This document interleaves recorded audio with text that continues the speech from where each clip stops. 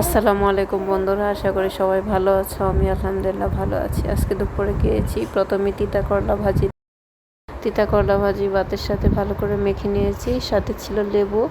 খুবই মজা করে খেয়েছি এবং গন্ধটাও ভালো ছিল লেবুর, কারণ তিতা করলা ভাজি আমার মায়ের হাতে রান্না বলে কথা। আমার কাছে খুবই ভালো লাগে, আমি প্রায়ই খেয়ে থাকি তিতা করলা ভাজি, খেয়ে থাকি সকাল দুপুর রাত যে কোনো সময়। তারপর খেয়েছিলাম পটলের কোপ্তা, চিংড়ি মাছের পুর দিয়ে রান্না করা হয়েছিল পটলের কোপ্তা। এই খাবারটা আমি প্রায় খেয়ে থাকি, আমার আম্মু রান্না করে, খুবই মজা হয়। তোমরা খেতে পারো ইচ্ছা হলে তোমাদের, কারণ এই রান্নাটা খুবই অসাধারণ হয় এবং এর টেস্ট একদমই আলাদা।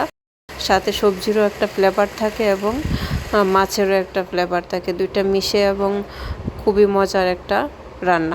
বন্ধুরা, আমার ভিডিও যদি তোমাদের কাছে ভালো লাগে তাহলে আমার ভিডিওটা একটা শেয়ার করে দিও, একটা লাইক করে দিও প্লিজ। তবে আজকে এই পর্যন্তই, ভালো থাকো সবাই।